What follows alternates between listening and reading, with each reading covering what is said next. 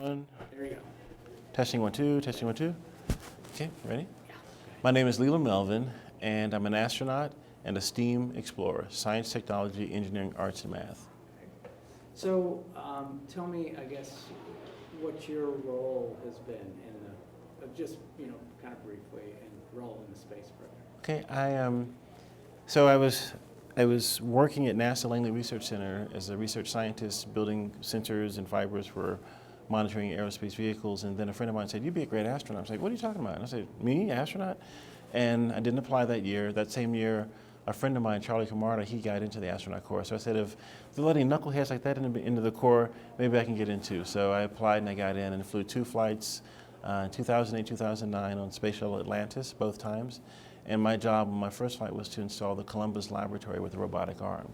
And I remember after that moment of installation, which was my primary task, or the mission's primary task, we were invited over to the Russian segment to have this meal with people we used to fight against, Russians and Germans, and the first female commander. And we're going around the planet every 90 minutes, breaking bread with people we used to fight against, seeing this beautiful blue marble below us without any wars, without any fighting, because from that vantage point, it was just so beautiful. So I think about having that opportunity, and then to come back, shifted my orbital perspective, shifted my thinking into want to help people when I come home. And my second flight, we had a great time, brought people back and forth, and I then thought about how can I make a difference with my experiences in helping others. And that's when I started working as the head of NASA's education programs. And that's when I met Willie and Ed White. They were in Washington meeting Charlie Bolden, the NASA administrator, and we got together and they presented me with the award, the Ed White Award, and then we had to do something else to keep this going, to inspire that next generation of explorers. And so that's how I've been involved up to this point. And then for tonight's incredible, tribute to, African American astronauts and those who were in the pipeline to become astronauts but didn't become astronauts for whatever reasons, from, the change in administration from Kennedy to Johnson to, Robert Lawrence dying before coming into the program in an airplane crash, and just to honor all of those explorers that look like me and that can inspire other children that look like me, and not just children that look like me, but all children, Right. but especially those that are underrepresented and underserved. And to see Nichelle Nichols, who was in a command position on the Enterprise in the 60s when there was so much civil unrest, and the first interracial kiss on Star Trek. Gene Roddenberry was a visionary, and to have Dr. Martin Luther King Jr. say, Miss Nichols, you cannot quit the show because you are doing exactly what I'm trying to do right now with the civil rights movement. So all of these things kind of combine into how do we keep this message going forward? How do we keep inspiring that next generation to help save our civilization? I learned a tremendous amount tonight just by Yeah, listening. the history lessons, yeah. To that. So obviously, getting these kids through the program,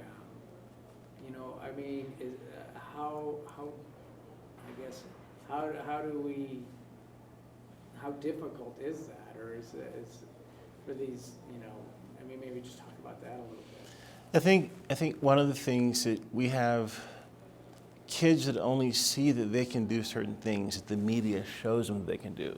It's dribbling a ball, it's shooting a ball, it's catching a ball, it's singing on a mic. So that's what the media is basically showing, that some opportunities for kids. Everyone's now trying to show that, the importance of STEM education, and we need more. We need 1 million STEM graduates in the next 10 years, but how do you translate this STEM thing into these young, impressionable minds that only think of their way out of, the hood or wherever they are, is through sports or through music, because that's what's being broadcast 24/7 into their little heads.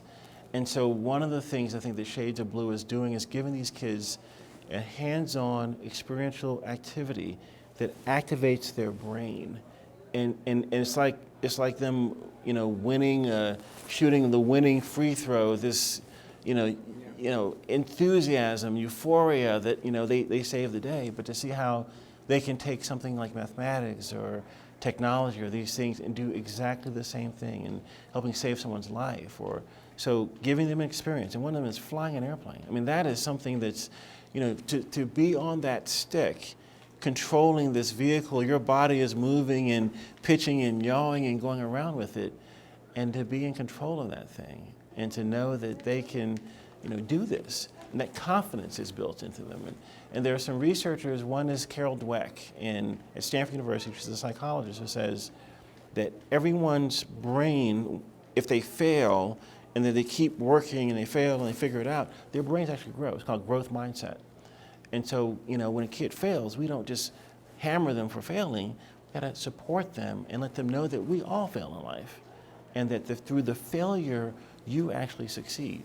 I think it was an acronym that I just heard for FAIL that was just incredible. I can't remember it now. But anyway, so activation of the brain, get them inspired, do it over and over again, and then when they fail, pick them up and let them know that they can be successful and know that we all failed. And the other thing is a research by a woman named Angela Duckworth called GRIT. It's grit and self-control. So if you have this tenacity to not give up and you have self-control, you can do anything. Doesn't matter where you are socioeconomically or mindset-wise, you can do it. And so, again, Shades of Blue are taking these kids where they are and teaching them through simulation, through actually flying, through their personal stories, and letting these kids know that, hey, I was where you were, We all have been in places, we've all failed. Let's just come on, let's just do this as a team together and just make it happen. So that's what inspires me about this mission that Willie and Shades of Blue are doing, because it's changing lives. And when I think about one of the astronauts that was on the stage tonight, Victor Glover, he was in Shades of Blue at one time. And now he's wearing the blue jumpsuit and waiting for his mission to go on a long duration mission on the space station. But that just lets you know the power of what's happening with this organization. It can happen. Right. That's awesome. Any predictions for the future of the space program at all? I think, I've been reading the book The Martian. I finished reading it, The movie's coming out, but I think about we as a civilization, once we're put into some incredibly dire situation, like in this book, The Martian, someone's stranded on Mars, we got to bring them home. But what if this 10-kilometer in diameter asteroid is hurtling towards our planet that's going to take us out like the dinosaur was taken out back in the day? And I think rallying around a cause where everyone puts down their guns and bombs and things, and we come together as a civilization to save ourselves. I think sometimes that's what it's going to take to show the importance of space travel, of looking to see what's out there, looking to see these Goldilocks planets that are out there. The planet that's 6 times the size of Earth. It might be where one day we can go if we utilize the technology. Tractor beams, all the things that came out of Star Trek. To warp drive and all these things. It's important that people realize that. And I think when organizations like this, Shades of Blue, bring people together from all around the community and all around society, we can use that as a local groundswell of activity that maybe we can transform to global activation centers to make a difference in changing our planet. That's awesome. Any final thoughts or anything? I think that kind of summarized. Yeah, you did. Try to put a little bow around it. That's great. All right, thank you so much. Oh, no problem. That was awesome. No problem. It really was good. Thank you.